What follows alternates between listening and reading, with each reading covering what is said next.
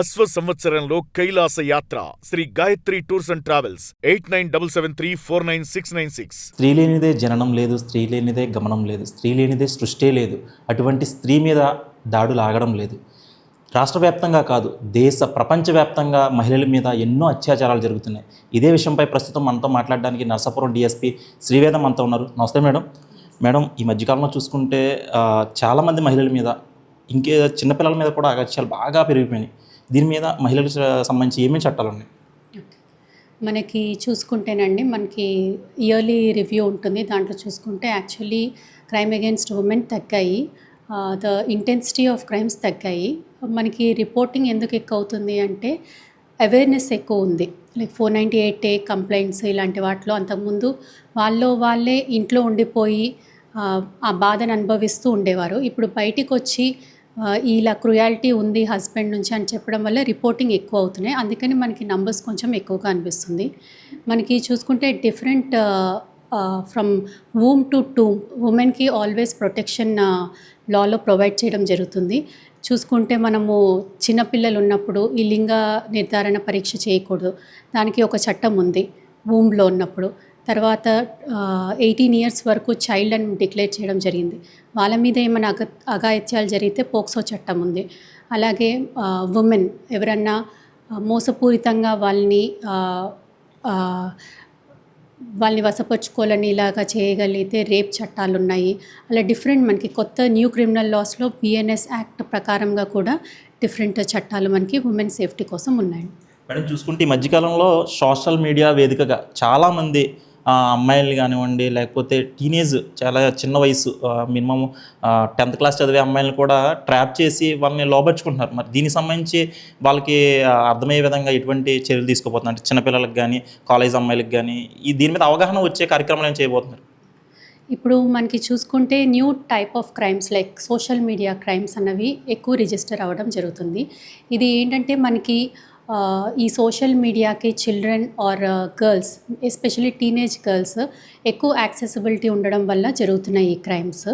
దీనికి various types like cyber stalking ఇలాంటి different crimes ఉన్నాయి, సైబర్ క్రైమ్ అగేన్స్ట్ ఉమెన్. దీనికోసం మేము ఫస్ట్గా మన పర్సనల్ ఇన్ఫర్మేషన్ మనం షేర్ చేయకూడదు అన్నది ఉమెన్ ఎవరైతే విక్టిమ్స్ ఉన్నారో వాళ్ళకి తెలియాల్సింది ఉంటుంది.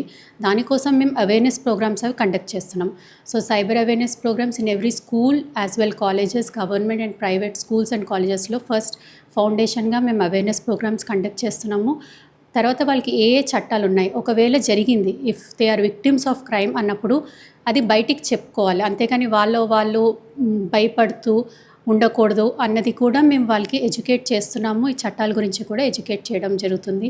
ఏదైతే IT యాక్ట్ ఉందో అది ఉమెన్ సేఫ్టీ కోసము ప్లస్ సైబర్ చట్టాలు వీటి గురించి మనము స్కూల్స్ అండ్ కాలేజెస్లో అవేర్నెస్ ప్రోగ్రామ్స్ ఇవ్వడం జరుగుతుందండి. మేడం, ముఖ్యంగా చూసుకుంటే ఈ మధ్యకాలంలో టెక్నాలజీ వచ్చిన తర్వాత సోషల్ మీడియా అమ్మాయిల ఫోటోలు కానీ, లేకపోతే ఏదైనా వాట్సాప్ DPA ద్వారా ఫోటో స్క్రీన్షాట్స్ తీసుకుని మార్ఫింగ్ చేసి చాలా దారుణమైన ఫోటోలు క్రియేట్ చేస్తున్నారు, వీడియోలు కూడా క్రియేట్ చేస్తున్నారు. మరి దీని మీద మీరు ఏం చెప్తారు దీని గురించి? ఇప్పుడు మీరు అన్నట్టు వాట్సాప్ గురించి మార్ఫింగ్ చేయడం ఇలాంటివి డిఫరెంట్ జరుగుతున్నాయి. దీనికి ఫస్ట్ థింగ్ ఏంటంటే మనము ఫొటోస్ అప్లోడ్ చేసేటప్పుడు జాగ్రత్తగా ఉండాలి. What is now going on is called as the social engineering technique. అంటే మన పర్సనల్ డీటెయిల్స్, మన పర్సనల్ ఇన్ఫర్మేషన్ మనం షేర్ చేయడం వల్ల ఆ ఇన్ఫర్మేషన్ వాళ్ళు తీసుకుని విక్టిమ్స్ని భయపెట్టడం జరుగుతుంది. సో మనం ఏవైతే మనము షేర్ చేస్తున్నామో ఇన్ఫర్మేషన్ అది మనకి ఇప్పుడు వాట్సాప్లో చూసుకుంటే స్టేటస్ ఉంటుంది, స్టేటస్లో ప్రైవసీ సెట్టింగ్స్ ఉంటాయి. ఇలాంటివి ఎవరైతే చూడాలనుకుంటున్నారో వాళ్ళే చూసేలాగా, ఎవరి దగ్గర అయితే సేఫ్ అనుకుంటున్నారో వాళ్ళకే కనిపించేలాగా కొన్ని ప్రైవసీ సెట్టింగ్స్ ఉన్నాయి. అవన్నీ కూడా ఫాలో అవుతూ చేస్తే ఇలాంటి క్రైమ్స్ అవి ప్రివెంట్ అవుతూ ఉంటాయి. మేడం, చూసుకుంటే మేడం ఈ మధ్యకాలంలో ప్రేమ అని చెప్పేసి ఎవరైనా వెంట పడితే ఇన్కేస్ ఆవిడకి ఎవరైనా మహిళకి కానీ అమ్మాయికి కానీ ఇష్టం లేని పక్షాన అయినా సరే వాళ్ళ మీద అగాత్యాలు చేస్తున్నారు. అంటే వాళ్ళకంటూ స్వేచ్ఛ లేదు.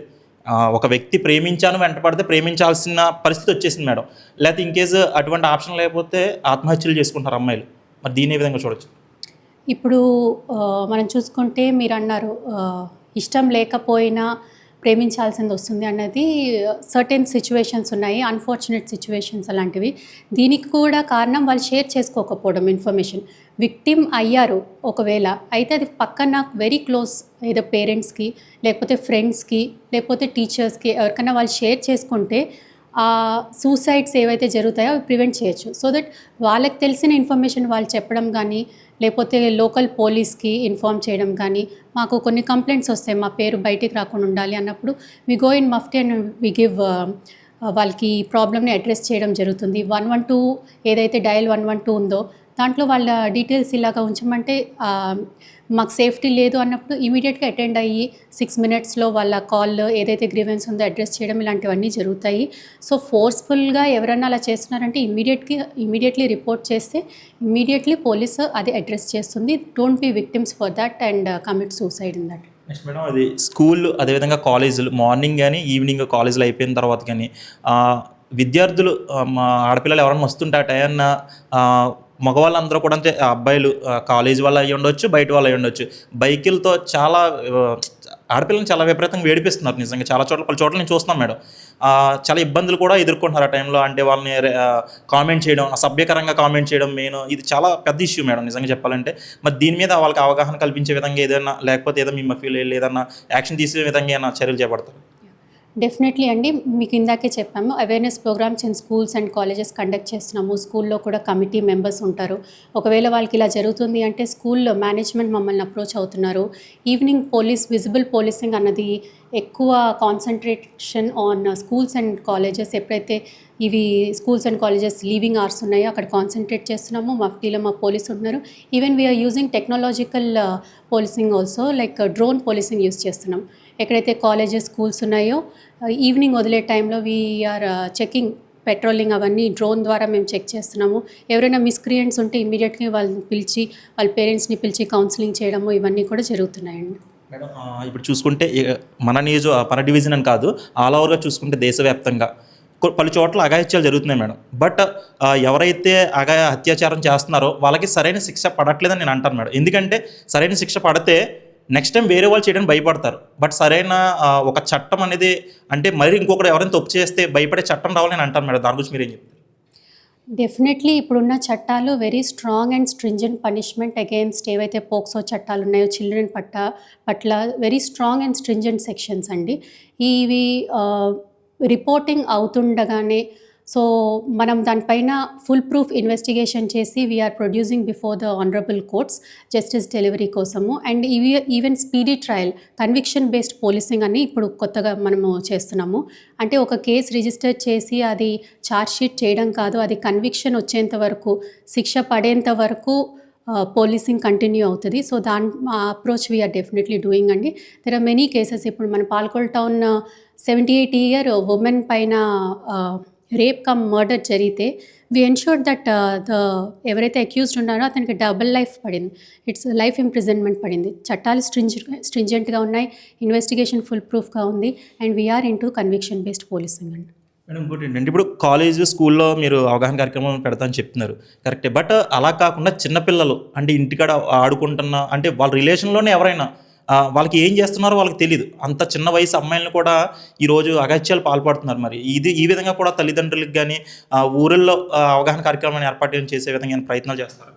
ఎస్ అండి, డెఫినెట్లీ మన ఆంధ్రప్రదేశ్ పోలీస్ శక్తి పోలీస్ అనేది స్టార్ట్ చేసింది.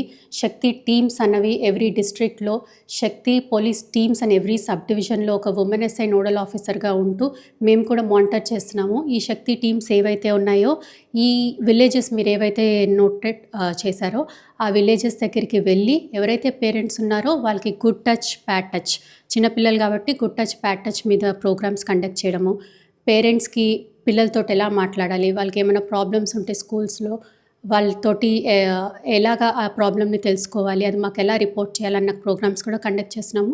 శక్తి టీమ్స్ ఎవ్రీ సర్కిల్లో పనిచేస్తున్నాయి, ఎవ్రీ స్టేషన్ పరిధిలో ఉన్నాయి. And we also have Shakti app. మన పోలీస్ ఒకవేళ వాళ్ళు స్టేషన్కి వచ్చి కంప్లైంట్ రిజిస్టర్ చేయలేకపోతే శక్తి యాప్లో వాళ్ళు కనుక ఆ SOS కాల్ చేస్తే ఇమీడియట్లీ వీఆర్ రెస్పాండింగ్ అండి. నెక్స్ట్ అండి చివరిగా మేడం కొంతమంది అఘాయిత్యానికి పాల్పడడానికి ఆ అమ్మాయిలు ట్రాప్ చేసి వాళ్ళని లాడ్జ్లకి వాటికి తీసుకెళ్తున్నారు. అంటే లాడ్జ్ వాళ్ళు కూడా సరైన అసలు ప్రూఫ్ కానీ ఏమీ అడగకుండా వాళ్ళకి రూమ్స్ ఇచ్చేయడం జరుగుతుంది. మరి దీని మీద మీరు ఏమైనా చర్యలు చేపట్టబోతున్నారు? ఎస్ అండి, మీరు అన్నది కరెక్ట్. లాడ్జ్ ఓనర్స్ కొంతమంది ఇలాంటివి ఇల్లీగల్ యాక్టివిటీస్ చేస్తున్నారు. We ensure that one of the POCSO case, recent Mogalthur POCSO కేసులో lodge owner as well receptionist వాళ్ళు ఒక రూమ్ ఒక చైల్డ్కి ఇచ్చేటప్పుడు దే షుడ్ ఎన్ష్యూర్ అన్నీ వాళ్ళ ఆధార్ కార్డ్స్, వాళ్ళ ఏజ్, వాళ్ళ పేరెంట్స్ తోటి వస్తున్నారా, గార్డియన్ తోటి వస్తున్నారా, ఎగ్జామ్ రాయడానికి వస్తే హాల్ టికెట్, ఇలాంటి ప్రూఫ్స్ అన్నీ వెరిఫై చేసి CCTV కెమెరాస్ కంపల్సరీ ఉండాలి. అలాగే ఒక రిజిస్టర్ అన్నది మెయింటైన్ చేయాలి కంపల్సరీ లాడ్జ్లో. ఆ రిజిస్టర్లో వీళ్ళ నేమ్స్ కూడా ఎంటర్ చేసి ఉండాలి. అలాంటివి మేము ఈ లాడ్జ్ ఓనర్స్కి పిలిచి కూడా 2 days బ్యాక్ కూడా మనము ఒక మీటింగ్ కండక్ట్ చేయడం జరిగింది లాడ్జ్ ఓనర్స్ తోటి.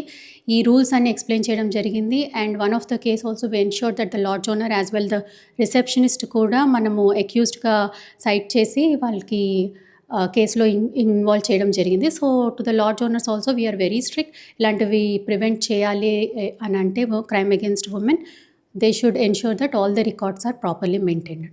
Thank you madam. మేడం మీ ద్వారా అంటే రాబోయే రోజుల్లో ప్రతి ఒక్కరికి కూడా అంటే చిన్నపిల్లలకి, మహిళలు అంటే కాలేజ్ అమ్మాయిలకు కానీ ఊర్లలో కూడా మీరు మంచి మంచి అవగాహన కార్యక్రమాలు ఏర్పాటు చేయాలి మేడం. తప్పకుండా మేము కోరుకుంటున్నాం మేడం. ఎందుకంటే చిన్నపిల్లలు చాలామంది అంటే ఎవరైనా ఎక్కడ మీరు అన్నట్టు గుడ్ టచ్ బ్యాడ్ టచ్ ఎక్కడ తాగితే మంచిది, ఎక్కడ తాగాది అనేది అవగాహన లేదు మేడం. దానివల్ల అయితే పిల్లలు వాళ్ళు కూడా పాపం వాళ్ళు బయటికి చెప్పుకోలేని పరిస్థితి. ఎవరైనా సరే టచ్ అయిన కూడా టచ్ చేస్తే వాళ్ళకి తెలియట్లేదు మేడం. వాళ్ళకి ఏంటంటే చిన్నపిల్లలకి ఏదన్నా చాక్లెట్ అటువంటి ఆశ చూపించి వారందరినీ కూడా లోపరుచుకుంటున్నారు. అదేవిధంగా కాలేజ్ స్టూడెంట్స్ చూసుకుంటే వాళ్ళని బ్లాక్మెయిల్ చేస్తున్నారు. ఏదైనా ఫోటో మార్పింగ్ చేసి ఇవన్నీ కూడా నీకు సోషల్ మీడియాలో పెడతాను, లేకపోతే అందరికి షేర్ చేస్తాను, ఇటువంటి అగత్యాలు పాల్పడుతూ వాళ్ళని ఇంకా లోబర్ చేస్తున్నారు. వాళ్ళకి ఏమీ వేరే ఆప్షన్ ఏం కనపడట్లేదు. దీనికి సంబంధించి మీరు కూడా త్వరలో కొంచెం అవగాహన కార్యక్రమాన్ని కూడా చేపట్టాలని మా యూటీవీ తరఫున కోరుకుంటున్నాం madam. Thank you madam. Thank you so much. ఇది ఇక్కడ తాజా పరిస్థితి. వీడియో జర్నలిస్ట్ ఆదితో, సైరాన్, ఇట్స్ యూటీవీ, పశ్చిమ గోదావరి జిల్లా.